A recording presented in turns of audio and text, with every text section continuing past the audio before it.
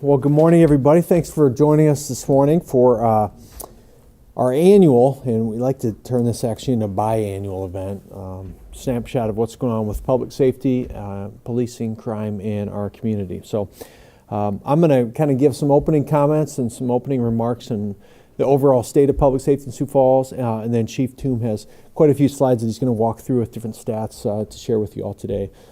Before I kind of get into my remarks, though, I want to kind of touch on what I feel is a very important theme that has led to this year of what has been a manageable year in public safety, and that is the fact that over the past 2 years, this community has really never wavered in their support of law enforcement and public safety, and I don't think we can discount how important that has been to this community. Because as we look nationally at communities that have waffled and vacillated in that support of law enforcement, you have seen some really dramatic crime trends in those communities. And we have not seen that here in Sioux Falls. And I like to think part of that is because our office and the community has just continued to double down on the importance of empowering, equipping, and letting our law enforcement officials do their jobs in the best way possible. At the height of the defund the police movement, there was 20 people standing on the steps of City Hall calling me to take action and reform this department, which, in my opinion, is still one of the best departments in the country. And now, as recently as 2 weeks ago, you hear the President of the United States saying that is absolutely not the answer. And so there's been a pretty crazy swing in the last 18 to 24 months on that. And we've stood really strong in Sioux Falls. If you go and Google violent crime trends right now, Google that phrase, and click over in the news tab, you will see that violent crime is rising in almost every community in the country. And so when we talk about some of the effects of the pandemic, a lot of times we think about the physical ramifications and the physical health and the physical fallout of the pandemic. There's a lot of mental health and crime ramifications that have also come out of the pandemic as well. And so while we continue to make efforts, to crack down on crime, and we'll talk about that today, we also work proactively with different community partners who help us with some of the prevention of some of those crimes, but also we have to call in to help with some of the symptoms of crime. And I invited some of them here today. We have Michelle with the Compass Center is here with us today. Maddie with the Link, who's been an incredible partner on the addiction and behavioral health front for us in Sioux Falls. Becky Rasmussen with Call to Freedom is here with us as well. And Amy Carter with Children's Inn is here. They're incredible allies for us here in public safety and in the community. So I just want to be sure I recognize those folks for the great work that they do with us. The Link, as an example, that's been a pet project of mine that I've been very passionate about since getting into office. We have needed a place like that in the community for a while to try and deal with chronic mental health and addiction issues. And just since opening in June, we've had more than 2,300 triage encounters just since June, and they're busy over there, and they're doing really great work. Sioux Falls remains a very safe community. That's a message I want to be sure is, if there's a theme today, Sioux Falls continues to be a safe community. We have maintained a low and what I'll call a manageable crime rate, especially when we compare it to some of our peer cities. Last year, when, as I mentioned earlier, other cities saw those rises in violent crime and crime overall, we saw most categories remain consistent, or we even decreased quite a few categories from 2020, which again was a very odd year from a crime perspective. We continue to clear a lot of our cases far above the national average, which Chief Toom will talk about. I think that's something we can be very proud of here in Sioux Falls as well. Last year, we did see a decrease in violent crimes, as you'll see. Homicide, aggravated assault, aggravated and simple assault, domestics, robberies are all down from last year. And so what that looks like in Sioux Falls, and I'm going to skip ahead here, I'll unpack this. This doesn't tell you a lot, but I'll just give you the story behind this. This is the chart that I always look at. When people talk about crime numbers, is crime up, is crime down? To me, the crime per capita slide is always very important. And what you're seeing over on the left is 2011, 2012, and then our population growth to today. And then what's happened with our property crimes per capita. in our violent crimes per capita. And as soon as these trend lines start to have some growth to them, that's when you have to start to be concerned. When that violent crimes per capita goes from a 5, 4, 6 to a 8, 9, 10, that's really when you start to see crime escalating. And our department has done an incredible job at making sure that those crimes per capita lines, have stayed fairly consistent over the years. One of the issues you're going to hear Chief Toom talking about is our continued battle, really, with narcotics. A lot of these crimes even will have a narcotics thread woven through them. And so narcotics continues to be a huge, huge challenge for our city, for our community. I think all of our community partners over here on the left side of the room would tell you that a majority of the people that they're seeing, whether it's for domestic abuse, obviously for addiction at the link, whether it be sex trafficking, whether it be women at the children's end, there is a narcotics thread woven through there somehow, if not for the victim themselves, for the person who was the perpetrator. And so we continue to work hard on the narcotics issue. We've seen a record rise in fentanyl use in our community, and that's not unique to Sioux Falls. Other parts of the country have seen an increase in that as well over the years. We've seen the number of overdose reports and overdose deaths have increased the past year. The seizure levels are up. We seized a record amount of both cocaine and fentanyl last year. The fentanyl number that you'll see will really probably make you take notice, because it was a very large increase in the amount of fentanyl that we're seizing. But through that all, we're continuing to also double down in the investments that we're making then in public safety, ensuring that our officers and our detectives and the entire department is properly resourced and equipped, whether that be through physical assets like the Public Safety Training Center that we're building, or report to work location. I'm sure the chief will touch on the fact we're all outfitted with body cams across the department. We're making technological and physical investments, but also personnel and staffing is very important as well. We're near authorized strength. We don't like to talk about that a lot because that number kind of ebbs and flows. But we have a very solid recruiting class that we currently have, and we've been bringing on officers and recruits from all over the country the past year, which have kept our staffing numbers high. And I can tell you that's another badge of honor that I think we can wear, is that we have a fairly full department, almost fully staffed department. And I would say that there's not a lot of departments our size across the country that can make that claim right now. And so I think that's another testament to the work here. So I'm going to wrap up my remarks by just saying this, that our commitment to public safety, that's been one of my hallmark issues, hallmark causes, hallmark items the last 4 years. If I have a chance to keep serving in this office, this will be a key theme for me, is supporting our law enforcement officers and public safety officials in this community. Because in my opinion, there's 2 non-negotiable items for residents in a community. One is their infrastructure. They expect the toilets to flush, the water better turn on, the lights better go on, and the roads better not have holes in them. But the second is they expect to feel safe. And if they don't feel safe in their community, and if no one answers the phone when they call 911 and a cop doesn't come out and help them, nothing else matters to them. So that's why this is so important to me. That's why I'll continue to be a huge champion for the work that the men and women in this department are doing to keep Sioux Falls safe. So with that, I'm going to turn over to Chief Toom, and he's going to get a little bit more granular into some of the details and trends we've seen in the past year. Chief? Thank you, Mayor. If you remember the last time we got together to talk about this, I believe it was end of November. We were using numbers at that point that compared November 2021 to 2020.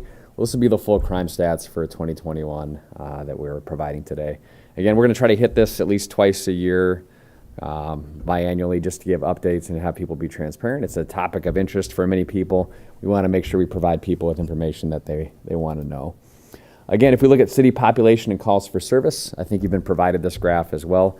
It just shows how our growing city continues to grow. And this goes back, from I think 2012 until projected 2023.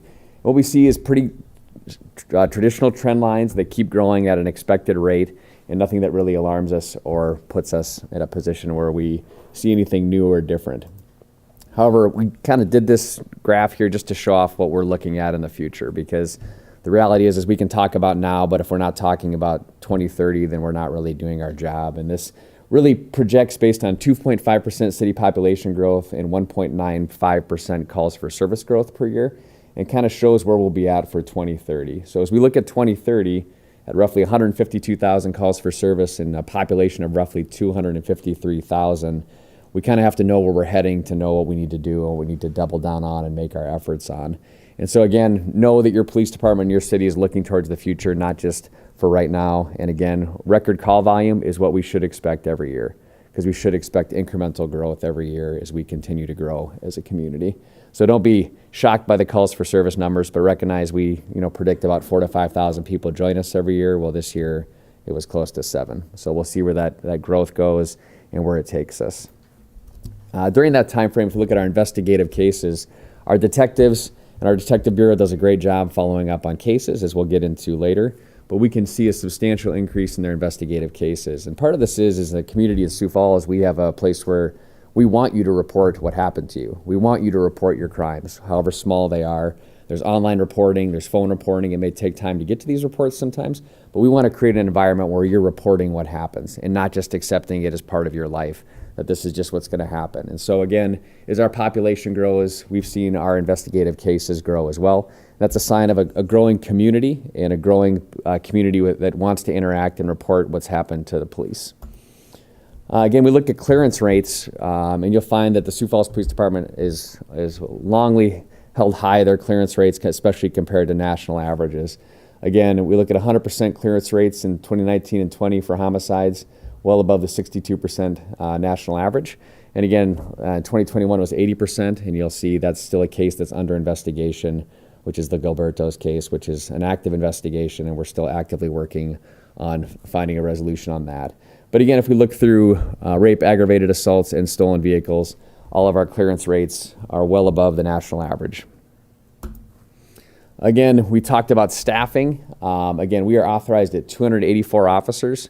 We put together a graph that kind of demonstrates just that staffing strength. We are 4 below, so we're at 280 right now. And of that 280, 32 are in some measure of field training, or either finishing up their field training or an in-house training or academy training.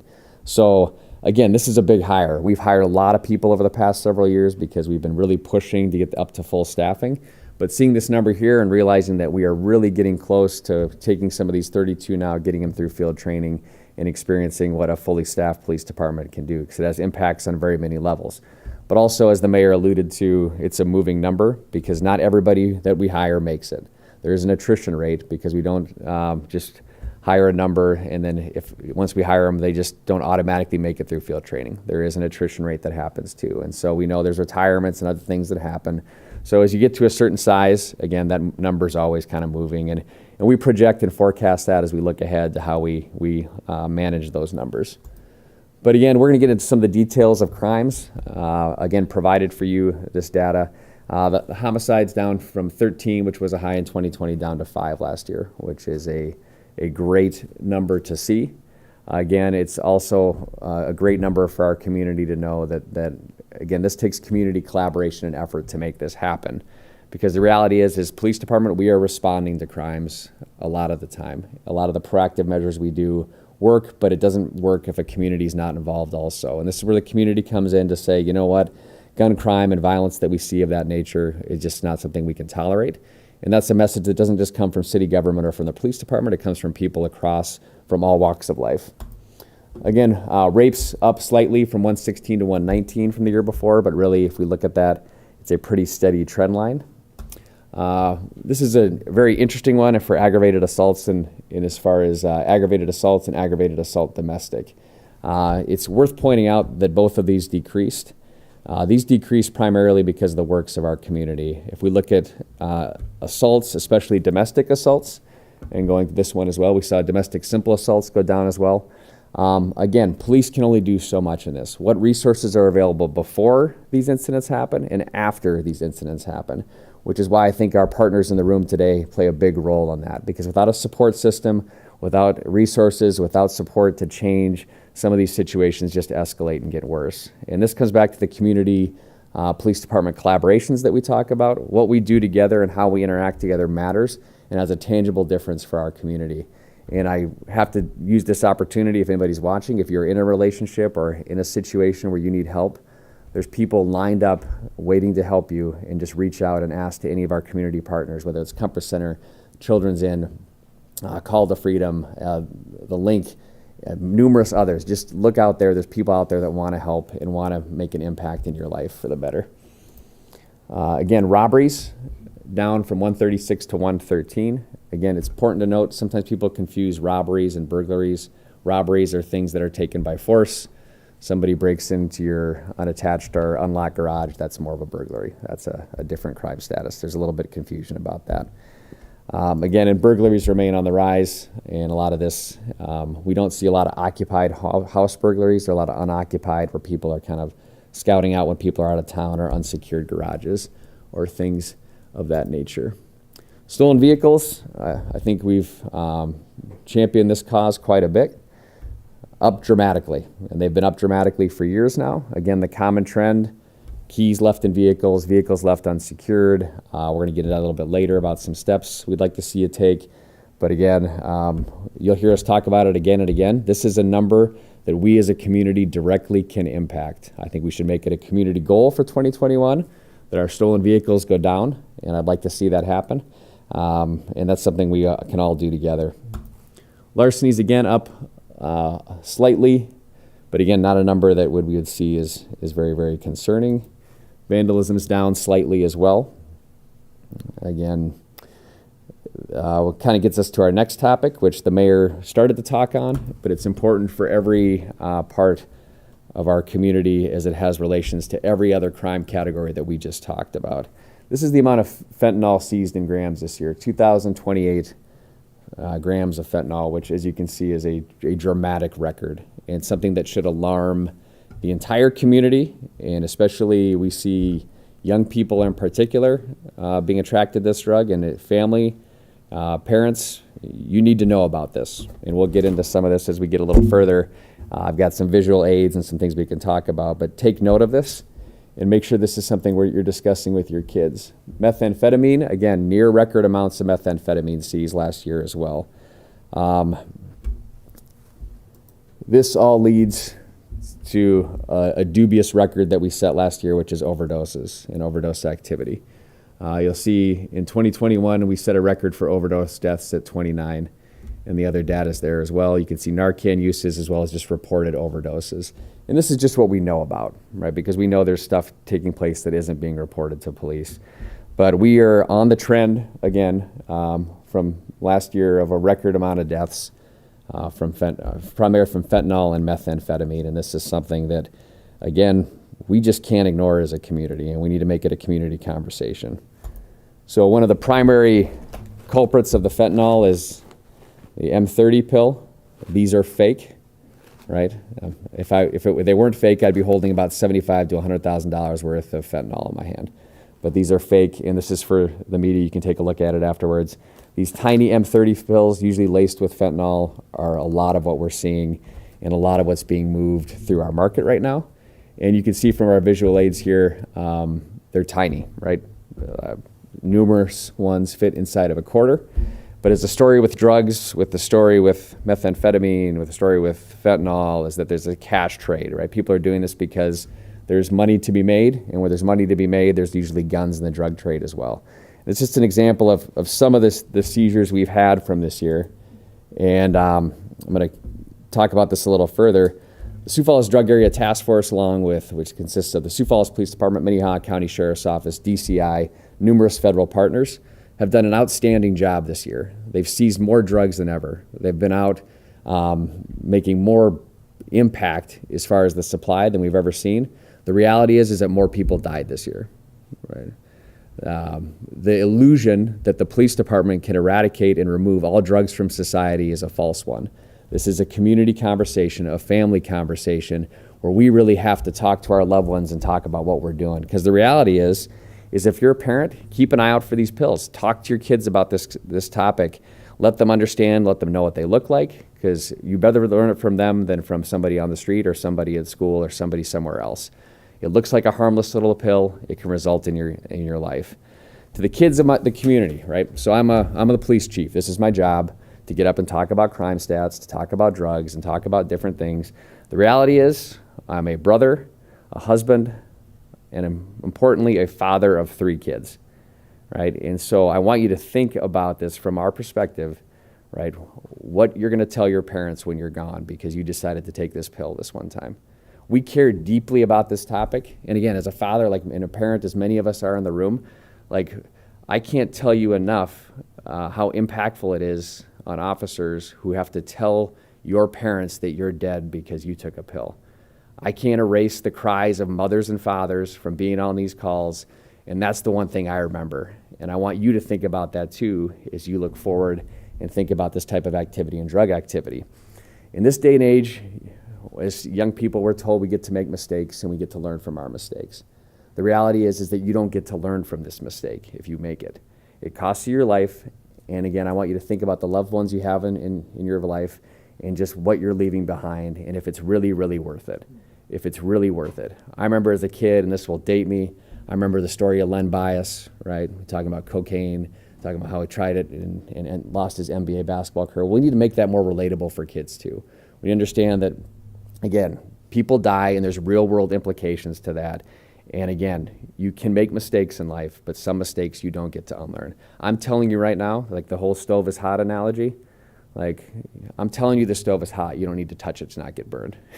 And numerous people within this community will tell you, you don't need to try it. You don't need to get burned by this to understand that there's too much to lose to get into this. So again, we'll continue this conversation. I think you'll see more from the city when it comes to some of our messaging, what we're putting out. And I want us to make this a conversation that we're having regularly.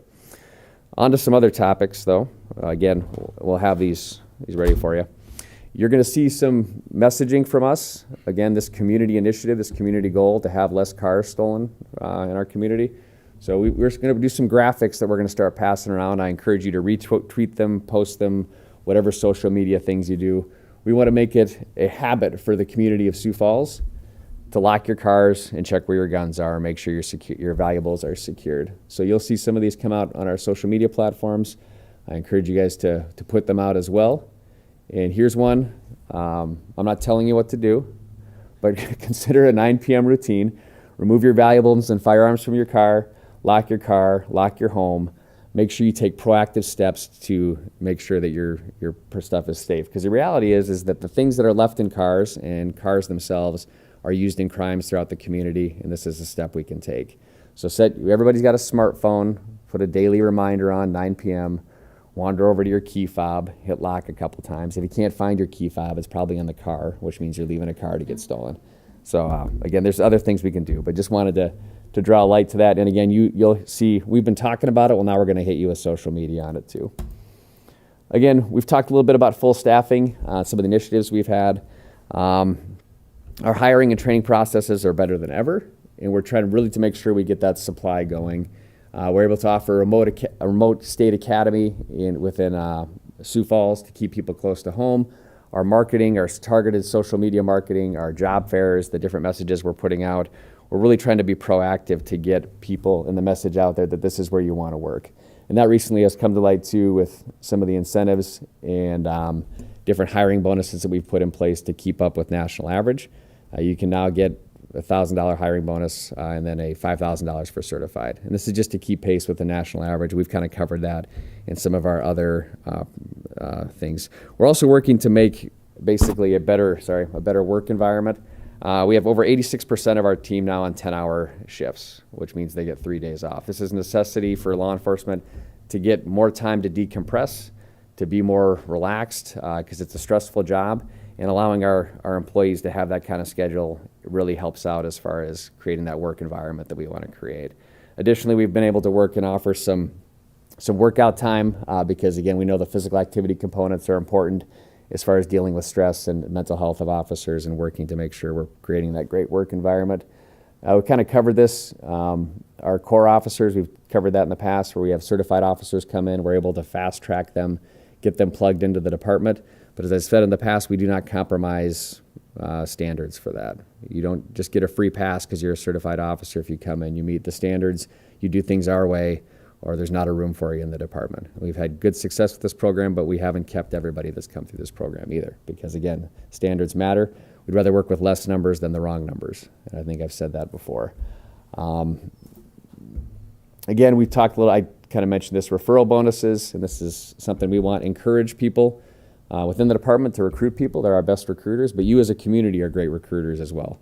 Anybody you know that wants to be involved in a career in law enforcement, we're not going to pay you, but please recruit for us, right? There's not a community-wide referral program, but recruit for us and get people in our door that you want to see represent your police department. Again, there's a lot to go over here, and I think a lot to cover. And the message we want to take away, though, is that Sioux Falls, as a city government and as a police department, is working and really taking the importance of our task. And we want to make sure that we communicate with the public, dispel any myths or rumors, but also be open and transparent with the numbers that we see. Because if the community doesn't know what's happening, then they can't take proactive steps. Again, police are limited in what we can do, right? We can only sometimes respond to calls, be proactive in some areas. But a community as a whole has a broad part to play in making their community safer. And so that's one of the messages you want to give. And again, talk to your kids about the narcotics component, and make sure if you need resources, you'll hear more from us in the future on that as well.